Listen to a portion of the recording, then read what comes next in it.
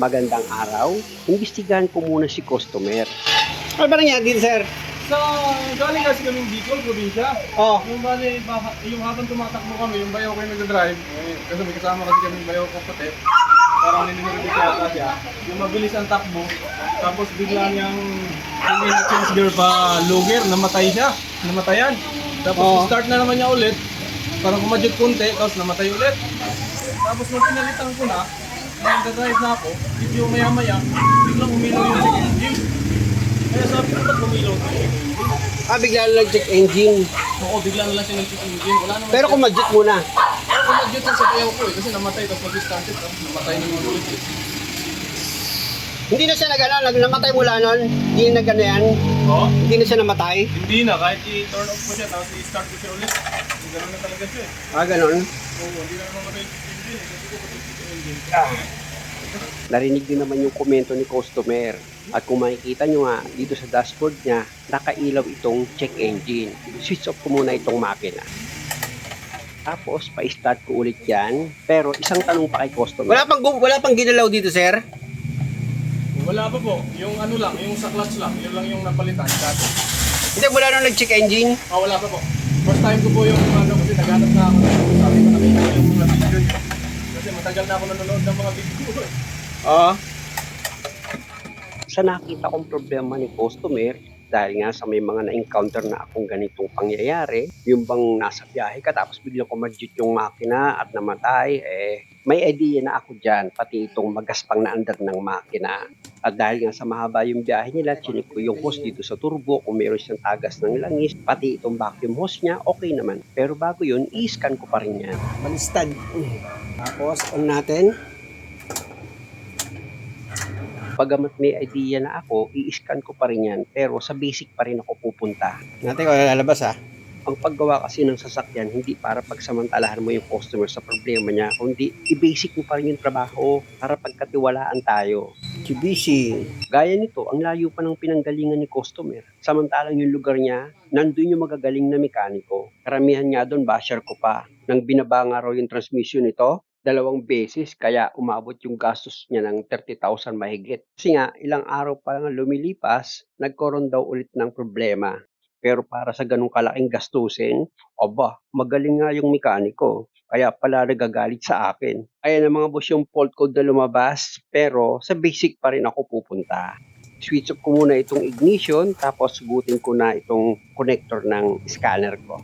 Kaya bago ko magsimula, syempre naman, ipataas ko muna kay customer itong mga upuan. Tinanong ko nga ulit si customer kung hindi ba nag-overheat itong makina nung namatay siya. O kaya naman nakarinig siya ng ingay. Wala naman daw ganong pangyayari. At nang pinisil ko nga itong upper radiator hose niya, okay naman, wala naman siyang pressure. Kaya punta na ako dito sa isa sa mga suspect ko, kaya nagkaroon ito ng check engine dahil nga sa nagkaroon siya ng low pressure. Na ayon nga sa reklamo ni customer, nagkaroon daw ng hirap sa paghatak itong sasakyan niya. Kaya syempre, punta muna akong unang-una dito sa air filter. Pwedeng barado na yan. At dahil sa magaspang na rin yung andar nitong makina niya, lilinisan ko na rin itong map sensor. Binulot ko yung connector niyan. Tapos, gagamit ako ng Phillips screw para matanggal ko yung 2 screw dito sa map sensor niya. Huling tune up nito kailan? Tune up, parang hindi pa ata nag-tune up. Lah, Kasi nung umalis ako, change oil lang. grabe naman. Ang tinakbo nito, nasa ano ko lang eh. Diba 2023, ang tinakbo nito, nasa 30 pa lang. Kasi nakatambay na lang to nung umalis ako, ginagamit lang to pag bibiling bigas. Pinapa-start ko lang sa bayo ko, sabi ko ikot-ikot mo, para at least yung makina. Kaso yung clutch nito, nung umalis ako, okay pa. 3 buwan pala ako sa abroad, sira na. Oo. Oo, sabi ko, ba't sira agad? Sandali lang yan. Kaso parang naano pa yata, kasi gumastos ako sa clutch nito, lahat-lahat. Parang in-scam yata sila. Magkano? Ang unang singil, 18.5. Oh, walang binaba ko, magkano na gastos. Oo, tapos nung Wala pang 9 lang ata eh. Oo, tapos nung after 1 week, may sira daw ulit sa yung parang, iwan ko sa flywheel yata yun. Di ba konektado sa clutch yun? Konektado? Yun, nagbayad na naman, siningil na naman sila ng 12, kaya nabot akong 30. Sabi ko, grabe naman yung gastos na yun. O di ba mga boss, yung mga nagagalit sa akin ng mekaniko, magagaling talaga gumawa ng pera. Kasi nga, hindi naman kayo magagalit sa akin kung mabuti ang ginagawa nyo. Unang-una, sabi nyo, di ba, basic ang alam ko. O, ba't pa kayo magagalit sa akin? Mas magaling na nga kayo. Kaya nga pinagkaisahan yung ipasara yung FB ko, pati yung page. O ngayon dito na ako sa YouTube. Pumapasok pa rin kayo. Grabe talaga kayo, no? Alipin kayo ng pera. Balik na nga ako dito sa ginagawa ko. Sa kwento ni customer, mas lalo akong nakakuha ng information kung ano yung mga dapat kong gawin. Pero tuluyan ko munang tanggalin itong inlet hose dito sa cover ng air filter niya. Kasi nga mga boss, kailangan ma-check ko muna itong air filter. Isa kasi sa dahilan na pwedeng panggalingan ng low pressure kapag itong air filter barado. Kaya kailangan kong ma-check yan. Kasi na-check ko na yung sa turbo nito, okay naman siya, walang problema. So far, itong air filter niya, okay naman siya, hindi naman barado. Kasali dito sa ano eh. Lumabas na ako eh. At dahil sa okay naman yung air filter, hahanginan ko na lang yan. At yung map sensor niya, lilinisan ko na lang. Pati itong camshaft sensor, lilinisan ko na rin. Gaya nga ng sinabi ko, punta muna ako dito sa basic na naging karanasan ko sa ganitong problema. Sa pagtanggal nitong camshaft sensor, gumamit lang ako dyan ng box wrench na number 10 kasi meron siyang isang bolt na tatanggalin kayo na after nyo matanggal yung bolt, pwede nyo nang hugutin itong camshaft sensor. Eh kung matigas kasi mga boss hugutin yung connector niyan sa camshaft sensor, kaya tinanggal ko muna ng buo itong camshaft sensor. Ako ngayon hugutin itong connector niya. O di ba? Basic lang naman. At kung makikita nyo dito sa sensor mga boss, makapal yung dumi dito sa ibabaw niya. Ayan o. Eh pag ganyan, possible din yan na habang umaandar yung sasakyan, mamatay itong makina. Pero bago ko linisan yung sensor, tatanggalin ko na muna itong fuel filter assembly. Pero unahin nyo munang bunutin itong connector niya sa ibabaw. After nyan, gamit ka na ngayon ng box wrench mo na number 12 para matanggal mo nga itong fuel pump filter assembly mo. Bali, 2 nut lang naman yung tatanggalin nyo dyan. Kaya hindi naman kayo masyadong mahihirapan. At pag natanggal nyo na yung 2 nut, bitawan mo muna yan. Gumamit ka ngayon ng long nose para matanggal mo itong clamp niya or mailihis mo siya dito sa pagkakaipit sa fuel hose mo. Nang sa ganon, ma-disengage mo itong fuel hose dito sa fuel pump.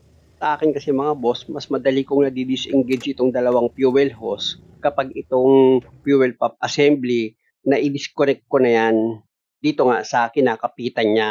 Pati itong wire mga bossing, i-disconnect niyo yan dito sa holder ng fuel filter assembly nyo. Ayan, natanggal ko na yung wire. Tapos yung isang hose na lang mga boss, gagamit ako dyan ng long nose para yung clamp niya mailihis ko nang sa ganun matanggal sa pagkakaipit itong fuel hose at mahugot ko na yan. O, di ba? Ganun lang siya ka-basic. Kaya lang may isa pa yung connector dito sa ilalim. Kaya ipatong nyo muna itong fuel pump filter assembly nyo tsaka nyo hugutin itong connector niya sa ilalim. Yan yung sa sensor eh. At dahil sa okay na, pwede nyo na ngayon i-pull out yan. Tapos kumuha ka ng sauran mo. Kasi nga itong fuel filter mo, may laman pa yan sa loob na diesel. Tapos kumuha ka na ngayon ng yabi tubo para maluwagan mo itong sensor niya dito sa pitan ng fuel filter.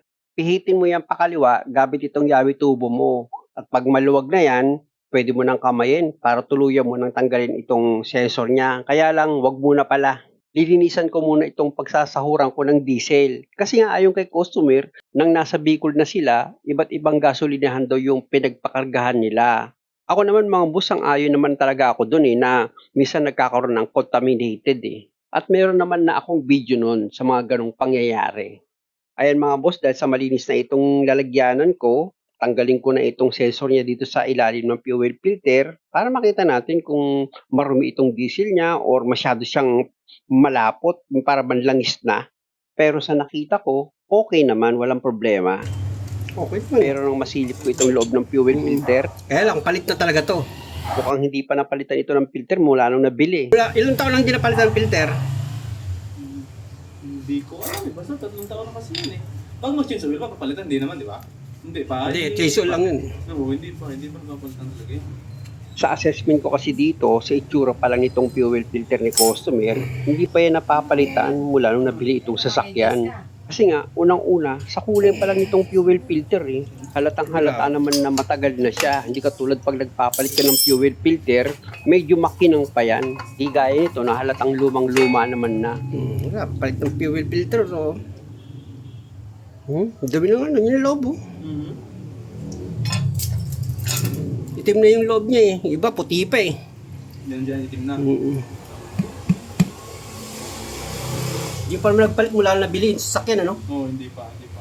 At habang bumibili si customer ng fuel filter, linisan ko muna itong upper pump niya. Hanginan ko muna itong loob niyan para sigurado ako na wala siyang bara. Kasi may napansin ako dito na parang may namuong dumi. Mamaya mga boss, pakita ko sa inyo yun. Parang sa nakita ko, parang tumigas na siya na dumi. Ayan, hinahanginan ko pero hindi matanggal. Kaya gamitan ko yan ng basahan tapos kukuskusin ko ng Phillips screw ko para matanggal. Sa nakita ko kasi parang pabundok siya eh, na nakabara dito sa butas eh. Eh pag ganyan kasi mga boss na may nakabara dito sa daraanan ng gas mo, eh may possible talagang biglang mamatay itong makina kapag mabilis na yung takbo, lalo na't malayuan na.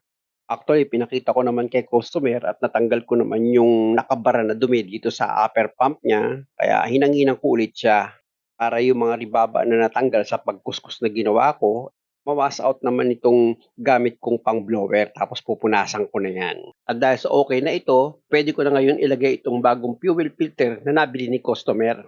Pagdating nga pala sa mga filter, mga bossing, mapa-fuel filter, oil filter, ito ang gamit ko, yung Bic 90s pa mga bossing, yan na ang gamit ko. At sa tagal naman na yan yung klase ng brand na gamit ko, hindi pa naman ako nagkaroon ng problema.